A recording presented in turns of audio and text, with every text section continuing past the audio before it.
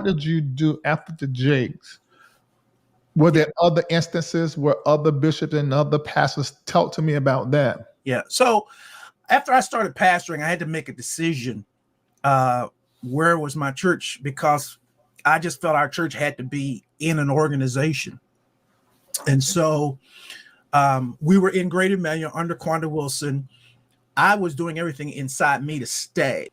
Another person named Bishop Sherman Watkins, who's also in Columbus, Ohio, had left Greater Emmanuel and started his own organization. And Watkins is the light-skinned man with the gray beard who wear the loud suits that Jake sort of used to emulate. I think he's his spiritual father. They're over higher ground assemblies. Correct. That was the detriment for me in considering going, because Bishop Jakes was the vice bishop.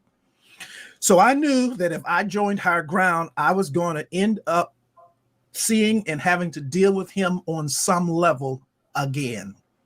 But inwardly, I knew I couldn't stay. So I decided that I would call Bishop Watkins, and I did, and talked to him about wanting to join the organization. And he invited me to his home to have a talk about it.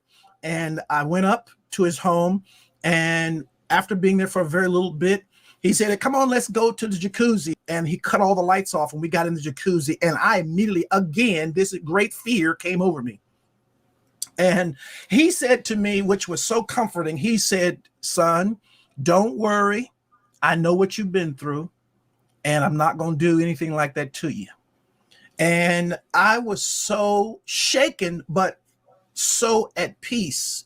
All of my antennas, I had a little fear in me, but antennas began to come down.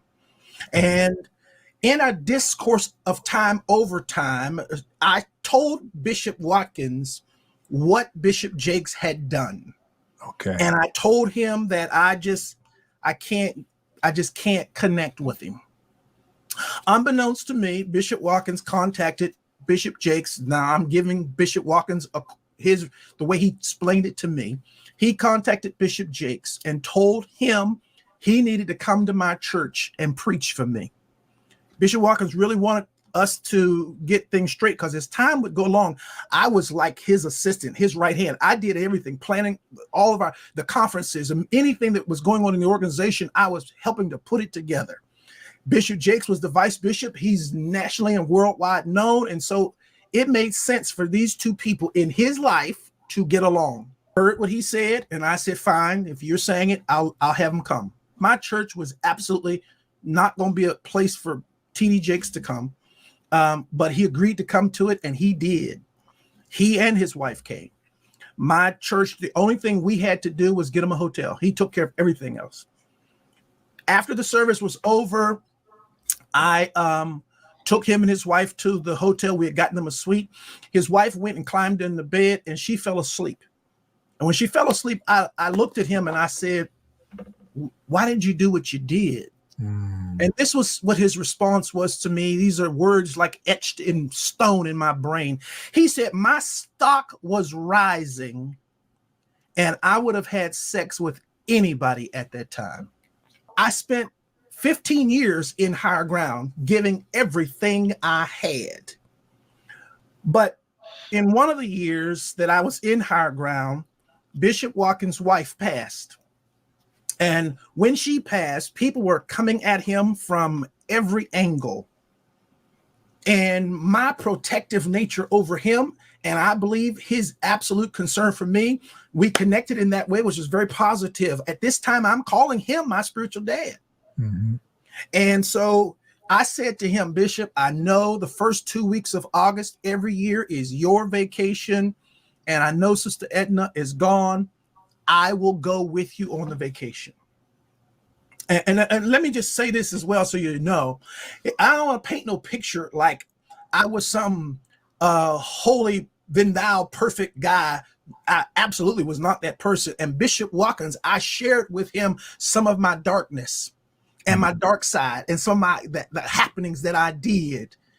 We got very, unfortunately, comfortable talking that nonsense to each other. So, but I do understand it, because he had told you, he had sort of given you such a feeling of security and safety because he put you in the hot tub with him and he was not trying to violate you like Absolutely. everybody else. So it makes sense to me that you will be protective over him, that Yep. you will give yourself to him, and that y'all will have a more than what would be some would consider professional, but more than professional relationship because Yes. you Yes. sort of trusted him and he Yes. clearly trusted you. Yes. You know? Yes. And that year he called me back and he said, Youngblood, you know what? I decided I'm gonna take you with me. Mhm. And I was excited. We were going to go to Miami for a week and then to the Bahamas for a week. So I drove to Columbus and we flew down to Miami, stayed at the Fontainebleau Hotel, which was one of his favorites at the time. And the first night we're there, Bishop Watkins loved to get massages. So the first night we're there, he says, "You want to get a massage?" And this was another thing about him. When you're traveling with him, I travel with him. He's always paying for everything. Just a very giving type person. And so, you want to get a massage? Yes. And we got the person from the hotel gave us both massages. The next night, he said, "You want to get another massage?" I thought it was a lot because I'm like, man, you're spending all this money. But I said, okay. Well, he called and there was no one available. And so he looked at me and he said, "I can give you a massage." And inwardly, I'm very uncomfortable, but I don't think it's about him. I think it's about me. I'm uncomfortable. And eventually I say, okay, take my clothes off, wrap a towel around, lay on the bed. He begins to give a massage. Eventually he says to me, "Turn over." They don't do massages like this in Europe. When you go overseas, he said, when you go overseas. And he started touching my genitals. And I jumped out the bed, threw on my clothes, went down to the beach and walked around for a long time. When I got back, he was very different because he knew something had happened and maybe you're not going to be able to control it because we'd had so many different conversations. And I'm telling you, when we left there and went to the Bahamas, I was in a total different headspace because I now know there is no man in my story that I can trust with me. Well, several things had gone wrong in this whole spiritual father thing, and I was no better spiritual father. But something was wrong because he was on a trip in Vegas in 2004. He got a massage by somebody he said was very attractive, and he said he saved the number for me because he knew I was going out there and all this kind of stuff. So when I was leaving, I shared with him that I just can't keep doing all of this. I was offered to go to Brazil on a private plane on a trip because that's where all the boys are, is what I was told. Mm-hmm. And so I was so sick of myself and knew that the only way something's going to happen positive for me, I got to get away from these folks. And I left. And when I left, they flipped the script and went to my jurisdiction where I was over several pastors in a jurisdiction and told these people some seriously sad things. In February of 2006, they shared it with the entire organization about me. I'm saying this so that everyone can hear me tonight. I have zero desire to get anybody back. I don't want to see nobody hurt. I don't want to get no human back. I don't want to see nobody's life destroyed.